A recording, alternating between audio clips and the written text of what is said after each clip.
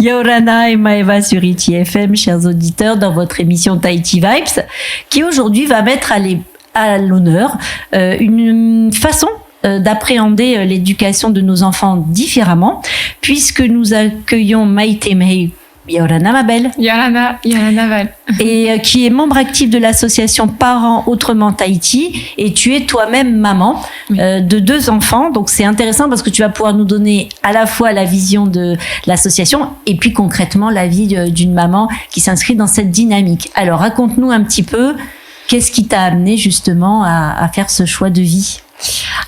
Plusieurs choses. Disons que voilà, je travaillais dans la télé et puis c'est un milieu effectivement qui moi aujourd'hui avec du recul, c'est comme ça que je le prends, qui est plutôt stressant. Bon, des horaires un peu en dehors de ce qui est classique, puisque je travaillais de 8h jusqu'à à peu près 19h30, vous savez, quand le journal se termine, puisque je présentais le journal. C'était chouette, très riche, mais c'était aussi très intense et très stressant parfois. Et donc, j'avais mon petit bout, mon premier garçon qui est né, et puis là, les responsabilités qui arrivent, et puis des questions très profondes. Qu'est-ce que je veux faire de ma vie? Est-ce que c'est vraiment ça que je veux faire toute la vie? Travailler pour un patron, et puis rentrer à la maison, voir mon petit qui pleurait, qui demandait le titi maman, tu sais, c'est quelque chose, et je sais que toutes les mamans peuvent comprendre ça. Et donc voilà, à partir de là, une vraie dépression, et puis le tout c'est de pouvoir se relever, comme on dit, il y a pas d'échec dans la vie. Donc les questions sont arrivées de reconversion professionnelle, et puis ensuite très vite vraiment de qualité de vie, reconversion ok, mais si c'est pour faire de la prod à la maison et puis avoir absolument les mêmes horaires, voire même pire, je travaillais très tard le soir, c'était pas ce que je voulais. Et donc j'ai complètement changé de vie. Donc on est devenu végétarien, on s'est posé la question de OK, pour les enfants, l'alimentation c'est super, mais ensuite on les amène à l'école et après ils mangent à la cantine et puis très vite on s'est rendu compte, mais en fait on peut le faire nous-mêmes. Avant l'école traditionnelle comme on la connaît aujourd'hui, pendant très très longtemps, les parents éduquaient seuls leurs enfants, seuls ou presque, puisque c'était vraiment très en famille, comme on dit, il faut tout un village pour élever un enfant. Et donc on s'est dit, tiens, en fait, on pense aujourd'hui avec mon chéri que c'est vraiment pas des maths, du français, de l'histoire, des choses comme ça, des connaissances qu'on apporte à un enfant qui fait qu'il est épanoui en fait, qu'il est heureux, mais c'est plutôt de lui montrer le goût de l'apprentissage. C'est ça, j'ai adoré cette phrase tout à l'heure quand on discutait avant l'émission, amener le goût de l'apprentissage. Je pense que quand on arrive à faire ça avec un enfant, de lui montrer que nous-mêmes, dans la vie, on fait ce qu'on aime, on le fait avec passion, on prend soin de soi et on partage avec les autres. À partir de là, je crois que c'est une vraie clé parce que notre enfant n'aura plus à se poser de questions, il a le meilleur des exemples en face de lui et puis il reproduit. D'accord. Et c'est une éponge, hein. Bien sûr. Ouais, notre enfant c'est une éponge et voilà, et ça fonctionne plutôt bien. Les miens sont jeunes. Ce que je vous dis là, c'est vraiment ma vision de l'école à la maison, et il y en a tellement. Non, mais ce qui est intéressant justement, c'est de pouvoir avoir le témoignage pour parfois certaines personnes peuvent se dire ah oui mais comment, pourquoi, enfin voilà, et en fin de compte d'avoir des retours d'expérience, c'est ça qui va enrichir la réflexion individuelle. Alors comment ça t'est arrivé à l'association justement Parents Autrement? Eh bien, voilà, avec tous ces questionnements, toutes ces problématiques qui ont surgi dans ma vie, il a fallu se dire en fait, comment ça se passe en vrai, parce qu'en théorie c'est super, hein. Puis après, quand on se retrouve à vraiment tout gérer seul à la maison, on se sent vite submergé, parce que aussi c'est pas ce à quoi on nous a programmé dès le plus jeune âge, hein, dès la naissance, voire même dès qu'on est dans le ventre de notre maman. Hein. C'est clair. Et donc, l'association m'est apparue d'abord grâce à Sarah Aline, qui est aujourd'hui une amie, et j'en suis tellement heureuse. J'avais fait appel à elle aussi pour du coaching. En fait, elle avait organisé la venue d'Isabelle Filiosa, qui est une personne vraiment phare en métropole concernant l'éducation bienveillante, la bienveillance éducative. Et donc, c'est quelque chose qui m'avait interpellée. Et puis, elle avait besoin de quelqu'un qui puisse parler en tahitien sur le journal. Donc, voilà, j'étais là et puis je l'ai fait. C'était vraiment un grand honneur et puis une belle surprise pour moi qui m'intéressait à peine à tout ça. Donc, Sarah m'a accompagnée à la maison aussi, puisqu'elle propose du coaching parental extra, mais aussi très bouleversant. Ce sont des choses, tout à l'heure tu me posais la question en off, est-ce que alors ça se passe bien, c'est simple, c'est facile, ce serait vous mentir de dire que c'est simple. Ça demande de faire des choix qui sont extrêmement bouleversants. Voilà, j'aime pas le mot difficile parce que pour moi rien n'est difficile en vrai. Il y a des down, up, down, et c'est la vie, quoi. Mais émotionnellement, c'est clair que c'est le roller coaster de la life, et c'est ça qui est génial. C'est ce qui fait qu'on se sent en vie, en fait. Ouais. Voilà. Et alors, du coup, l'association au sein de laquelle tu es membre, alors qu'est-ce que vous apportez? Parce que moi, je vous connais parce que j'avais déjà rencontré Sarah. Je suis votre page Facebook qui s'appelle Parents Autrement, je le répète. Justement, vous organisez quand même pas mal de rencontres, des ateliers. Alors, dis-nous un petit peu plus là-dessus.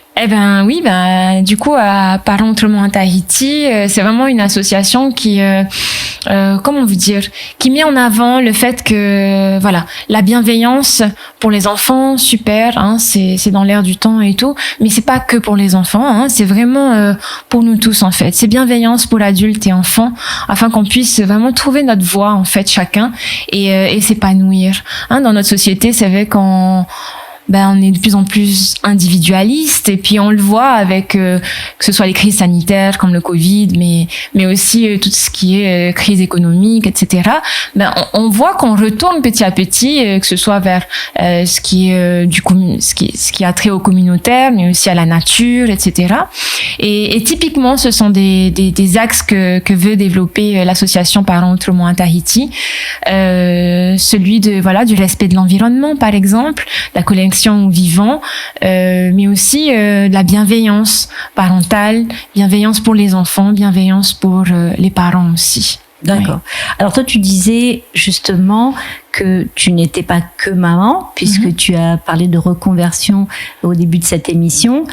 Toi, tu es allée dans la continuité de ce changement de vie. Tu es allée vers une reconversion. Dis-nous. Tu vas parler de permaculture. Oui. En fait, voilà, j'avais au début, on aurait pu dire erreur de débutante. J'ai déplacé le travail à la maison, donc j'ai voulu faire de la prod.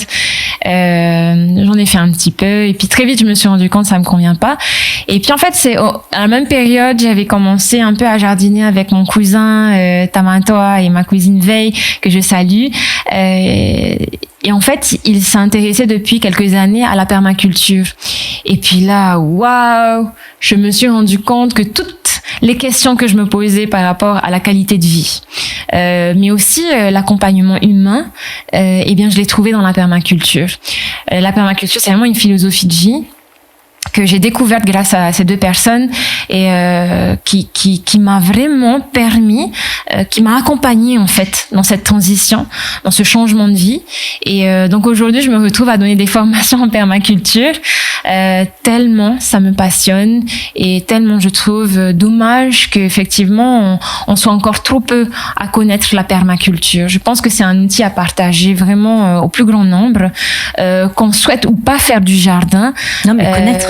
Mais au moins avoir cette conscience en fait que ça existe et que ça peut nous aider, pas uniquement dans le potager, mais aussi dans nos relations entre humains, voilà. Et alors justement, la question que pourraient se poser des parents qui nous écouteraient, ce serait la question de la sociabilisation des enfants. Grande raison pour certains de justement de scolariser les enfants, exactement. Donc du coup, par rapport à l'association, qu'est-ce qui est mis en avant justement pour cette sociabilisation des enfants? Eh bien, nous avons créé, l'association a créé l'écolieu. Moi, j'ai rejoint l'écolieu en cours de route, du coup. Et donc, c'est un lieu qui se situe à Fa'a, qui permet d'accueillir justement les familles IEF, comme on dit dans le jargon. IEF, ça veut tout simplement dire instruction en famille. Donc, c'est toutes ces personnes qui effectivement ne scolarisent pas leurs enfants. Eh bien, elles sont invitées à venir à l'écolieu. L'écolieu est ouvert gratuitement à ces personnes. On fonctionne en termes d'échange de services. C'est aussi l'idée de Parents Autrement à Tahiti, c'est de pouvoir vraiment proposer d'autres modes de consommation, en fait. Même ça, exactement. Même du mode de garde. Exactement, oui. Donc, on se retrouve là-bas à plusieurs familles. Et donc, pour répondre à ta question sur la sociabilisation, nos enfants ne vivent pas seuls. Non, ils sont pas enfermés à la maison. Emprisonnés chez nous, les pauvres. On se retrouve avec plusieurs autres familles qui partagent souvent effectivement les mêmes valeurs que nous. École nature, on est beaucoup dans le jardin. Liberté d'apprentissage avec tout ce qui va être matériel Montessori. Oui, c'est ce que j'allais dire. Vous êtes très... pédagogie alternative. C'est ça, exactement. Vous observez, la base, c'est aussi du Montessori. Oui, Montessori, c'est top, c'est le mot qu'on adore parce que c'est à la mode, mais il n'y a pas que ça. On privilégie les pédagogies alternatives à l'écolieu et c'est vraiment chouette. On essaie vraiment d'être à l'écoute des élans de l'enfant. Et ce qui est chouette, c'est qu'on est plusieurs familles à l'écolieu aujourd'hui, et donc il y a une vraie dynamique. Les enfants sont ils porteurs d'initiative en fait, mais les parents aussi. Et donc pour vous dire des exemples, la semaine dernière on a fait des paumas parce qu'il y a beaucoup de vent en ce moment. Et quand on fait des paumas, on peut utiliser du matériel Montessori pour mesurer. On fait de la géométrie, on peut tester les paumas avec le vent, et puis se poser des questions de physique, comment est-ce que le vent agit sur notre pauma, etc. Voilà. C'est ça. Et donc l'association aussi, Parents Autrement, ça aborde tout un tas de sujets, que ce soit la grossesse, l'éducation, la permaculture. Vous, c'est tout ce qui peut. C'est tellement vaste. Comment te parler de tout ça en une petite interview chez vous? Merci en tout cas. Tu reviendras dans ton Oui, j'espère. Merci déjà de nous inviter vraiment. Mais c'est vrai que l'écolieu, c'est vraiment c'est une petite part finalement de tout ce qu'on peut faire à Parents Autrement à Tahiti. Donc on va encourager, on va inciter fortement les parents ou les futurs parents qui seraient justement dans ce questionnement, ou simplement les curieux, de retrouver toutes ces informations dans Parents Autrement à Tahiti. Il y a beaucoup d'événements régulièrement qui sont organisés. Je pense à Ma grossesse autrement que les filles ont créé, Jeanne et Marine, qui est juste extraordinaire. Ça permet de libérer la parole sur un sujet qui est malheureusement souvent tabou. La grossesse, la voir vraiment autrement, l'accouchement, l'accompagnement de la maman, mais aussi du papa. Toutes ces choses-là, on en parle dans plusieurs ateliers qui ont lieu encore pendant tout le mois. Je crois que ça va encore jusqu'à août. Donc vraiment, vous êtes conviés à vous rapprocher de nous, de ces ateliers. C'est welcome C'est magique. Il se passe des choses magiques. Je le dis vraiment avec toute la sincérité que je peux avoir avec vous. Il se passe des choses magiques parce que ce sont des choses profondes qui nous concernent tous. C'est ça. Oui, exactement comme tu dis, Val, ça touche à l'humain et nous sommes tous humains et c'est important au moins de tendre une oreille à ces choses-là. Oui. C'est génial. Écoute, j'espère que nos auditeurs auront justement ressenti cette énergie, ce positif que tu as en toi, et que ça les incitera, justement à être curieux, à aller sur votre page Facebook Parents Autrement. Maruru à toi, ma belle. Merci beaucoup d'avoir partagé tout ça. Je peux juste... Bien sûr, j'allais te dire à toi le mot de la fin. Merci, on est connectés. Je voulais juste vous inviter à vous rapprocher de la page de l'écolieu, nous soutenir pour l'écolieu, partager ce qu'on peut faire et aussi vous inviter à vous rapprocher de nous. On accueille maintenant aussi des bénévoles pour nous aider à accompagner les enfants.